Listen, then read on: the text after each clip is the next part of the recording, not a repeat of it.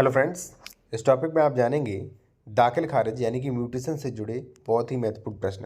पहला, दाखिल खारिज कैसे रुकवाएं। दूसरा, दाखिल खारिज किन किन कंडीशंस में आप रुकवा सकते हैं। तीसरा साथियों, कि आपत्ति प्रार्थना पत्र कैसे लिखें। मैं आपको लिखने का प्रारूप भी बताऊंगा कि आप कैसे लिख सकते हैं और बिना एडवोकेट के भी आप आपत्ति दे सकते हैं, दाखिल खारिज रुकवा सकते हैं प्राथमिक तौर पे। दूसरा साथियों, जो चौथा सबसे बड़ा प्रश्न है वो है साथियों कि अगर आपने ज़मीन खरीदी, उसका दाखिल खारिज भी करा लिया, तो क्या दाखिल खारिज होने के बाद भी रजिस्ट्री या दाखिल खारिज कैंसिल करवाया जा सकता है, उसके ऊपर, जो कि बहुत ही महत्वपूर्ण है साथियों। एक चीज़ मैं आपको और बता दूं, यदि आप कोई लीगल एडवाइस लेना चाहते हैं तो ले सकते हैं, और कोई भी डॉक्यूमेंट्स चेक करवाना चाहते हैं करवा सकते हैं। कॉन्टैक्ट नंबर वीडियो की डिस्क्रिप्शन में दिया गया है।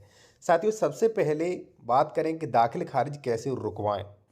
तो देखिए, यदि आपको लगता है कि किसी ज़मीन का दाखिल खारिज रुकना बहुत ही ज़रूरी है और आप उसे रुकवाना चाहते हैं, तो आप सबसे पहले जाएं उस जो ज़मीन जहाँ पे जिस तहसील में है उस तहसील में, और उस तहसील में तहसीलदार न्यायालय होता है, वहाँ पर आपको लगाना है आपत्ति। अब प्रश्न आता है कि दाखिल खारिज किन किन कंडीशंस में आप रुकवा सकते हैं। ठीक है साथियों, पहली चीज, मान लीजिए आप उस जमीन में सह खातेदारक हैं। ठीक है, वो जमीन है उसमें आप सह खातेदारक हैं, जमीन से आपको आपत्ति है, पहली चीज। दूसरी चीज है साथियों, मान लीजिए आपने जमीन बेची है लेकिन जिसने रजिस्ट्री कराई उसने पैसा नहीं दिया है, या मान लीजिए आपसे बलपूर्वक रजिस्ट्री करवा ली या अधिक रजिस्ट्री करवा ली, उसका दाखिल खारिज करवाना चाहता है, या वसीयत का दाखिल खारिज करवाना चाहता है।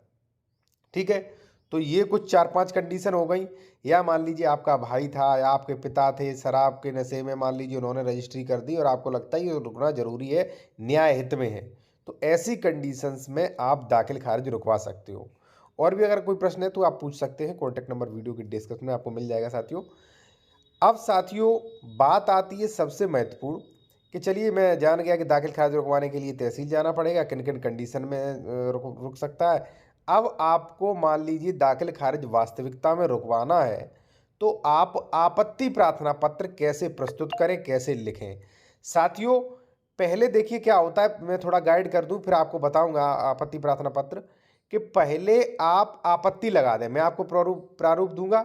ठीक है, आप आपत्ति लगा दीजिए लिख के। ठीक है, और समय मांग लीजिए, जैसे ही अवसर मिले फिर आप एडवोकेट का वकालतनामा लगवा दीजिए। ठीक है, वहां आपका पैसा भी बचेगा और समय भी बचेगा। अब बात आती है कि आपत्ति कैसे लिखें, क्या प्रारूप है, तो मैं आपको प्रारूप देख रहा हूं। देखिए, सबसे पहले तो आपको न्यायालय में आपत्ति प्रार्थना पत्र जो है प्रस्तुत करना पड़ता है कि महोदय हमें आपत्ति लगाने का विस्तार से आपत्ति लगाने का अवसर प्रदान करें। ठीक है, तो टाइम मिलता है तो सबसे पहले आप चाहो तो इस प्रकार का प्रार्थना पत्र न्यायालय में लगा सकते हो, जो कि बिल्कुल एक अधिवक्ता के तौर पे अधिवक्ता द्वारा लिखा गया है। अब देखिए कैसे, दाखिल खारिज रुकवाने के लिए प्रार्थना पत्र प्रारूप। अब यहाँ पे क्या है, न्यायालय श्रीमान तहसीलदार महोदय, जो भी आपकी तहसील हो, जो भी आपका जिला हो, नंबर मुकदमा, वर्ष, ठीक है, और आपका जो भी ग्राम हो। ठीक है, और यहाँ पे आप देख सकते हैं वादी प्रतिवादी बनाम लिखा है, वहाँ पे जो भी मान लीजिए वादी हो प्रतिवादी हो उसका नाम लिख सकते हो। ठीक है, इसके बाद ग्राम, और यहाँ पे आप नीचे डालेंगे प्रार्थना पत्र वास्ते आपत्ति दाखिल खारिज हेतु। ठीक है महोदय। अब देखिए साथियों, मैं आपको चीज़ बता दूँ एक, कि ये जो बनाम जो है, जैसे मान लीजिए आपके भाई ने किसी की ज़मीन बेच दी। ठीक है, तो जिसको ज़मीन बेची वो होगा वादी, आपका भाई होगा प्रतिवादी। और यदि मान लीजिए आपको कोई दिक्कत आ रही है तो आप कांटेक्ट कर सकते हैं। ठीक है, या आपको पीडीएफ ये लेना है तो वो तो फिर भी आप कांटेक्ट कर सकते हैं साथियों। ठीक है, यहाँ पे आप देखिए प्रार्थना पत्र वास्ते आपत्ति दाखिल खारिज हेतु महोदय, विनम्र निवेदन है कि वाद उक्त में, किस वाद में, जो आपने लिखा होगा वाद उक्त में प्रार्थी हितबद्ध पक्षकार है। हितबद्ध पक्षकार मान लीजिए आपके पिता की जमीन, फिर भी आप हितबद्ध हो गए। ठीक है, वसीयत कोई फिर भी हितबद्ध, सह खातेदार को फिर भी हितबद्ध पक्षकार है। वाद उक्त में बेनामा के आधार पर नामांतरण प्रार्थना पत्र है। ठीक है, क्योंकि भाई जो भी जिसने खरीदी होगी उसने नामांतरण प्रार्थना पत्र दिया होगा। ठीक है, और जब भी बेनामा होता है तो बेनामा के लगभग आप 35 दिन के अंदर आपको साथियों आपत्ति लगा देना है। ठीक है, तो यहाँ पे कहा है बेनामा के आधार पर नामांतरण प्रार्थना पत्र है। प्रार्थी को बैनामा पर आपत्ति है, यानी कि जो रजिस्ट्री है उस पर आपत्ति है, और उक्त पत्रावली पर आपत्ति करना चाहता है।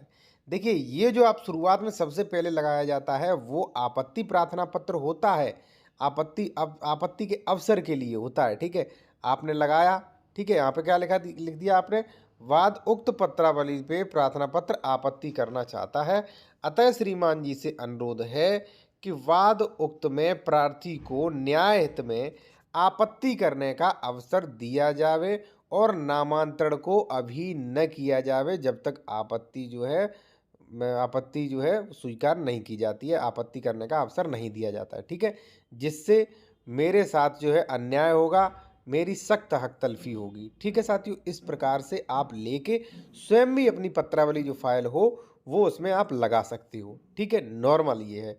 और यदि मान लीजिए आपको कुछ नहीं समझ में आ रहा है, मान लीजिए आप पीडीएफ, इसी प्रकार के साथियों आप पीडीएफ वगैरह आप पाना चाहते हैं निरंतर, ठीक है, अपडेट रहना चाहते हैं, तो आप हमारे टेलीग्राम चैनल को ज्वाइन कर लीजिए। उसकी लिंक जो है वीडियो की डिस्क्रिप्शन में सबसे लास्ट में आपको मिल जाए। ठीक है, तो आप इस प्रकार से दाखिल खारिज रुकवाने के लिए प्रार्थना पत्र प्रारूप लिखकर और स्वयं आप दे सकते हैं। ठीक है, और जैसे ही मान लीजिए आप लगाएंगे, जैसे ही पत्रावली जाएगी तहसीलदार के पास, तो तहसीलदार जैसे ही उसमें आपत्ति लगी देखेगा, वो दाखिल खारिज करने से इनकार कर देगा और आपको मौका दे देगा कि आपत्ति का अवसर दिया। फिर आप अपना वकील हायर कर लो और वकील अपनी फाइल देख के वो उसके अनुसार, कानून के अनुसार विस्तार से आपत्ति 2 पन्नों की तैयार कर लेगा। देखिए, विस्तार आपत्ति की भी पीडीएफ हमारे कई वीडियो पे डली होगी, आपको हो सकता है मिल जाए, या टेलीग्राम चैनल पे मिल जाए, आप कांटेक्ट करके ले सकते हैं। अब साथियों, एक सबसे महत्वपूर्ण और सबसे बड़ा प्रश्न जो है वो लोगों द्वारा कई बार पूछा जाता है, लोग वहाँ भ्रमित भी रहते हैं कि अगर मान लीजिए आपने कोई ज़मीन खरीद ली, उसका दाखिल खारिज भी करवा लिया, तो अब क्या कोई दिक्कत नहीं होगी? क्या उस ज़मीन का दाखिल खारिज फिर भी कैंसिल हो सकता है रजिस्ट्री के बाद, दाखिल खारिज के बाद? तो साथियों उत्तर होगा कि हाँ, हो सकता है। कितने साल तक हो सकता है साथियों? 4-5 साल तक भी हो सकता है। मान लीजिए आपने कोई गलत ज़मीन खरीद ली, आपने दाखिल खारिज करा लिया, आपने फ्रॉड तरीके से खरीद लिया, आपने दाखिल खारिज करा लिया, तो कोई भी व्यक्ति आके दाखिल खारिज को रेस्टोरेशन करवा सकता है। दाखिल खारिज रेस्टोरेशन प्रार्थना पत्र दे के फिर से वो आदेश आपका दाखिल खारिज का निरस्त करवा सकता है और यहाँ तक कि रजिस्ट्री भी कैंसिल करवा सकता है, बशर्ते आपकी रजिस्ट्री में कोई कमी हुई या दाखिल खारिज में कमी हुआ।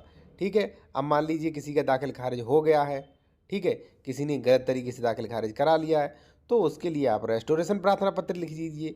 रेस्टोरेशन प्रार्थना पत्र भी हमारे टेलीग्राम चैनल पे मिल जाएगा आपको। ठीक है, या मुझसे कांटेक्ट करके प्राप्त कर सकते हो। कांटेक्ट नंबर जो है, सारा कुछ जो है, सोशल मीडिया की लिंक वीडियो की डिस्क्रिप्शन में साथियों दी गई है, तो आप वहाँ से मुझसे कांटेक्ट कर सकते हैं। ठीक है।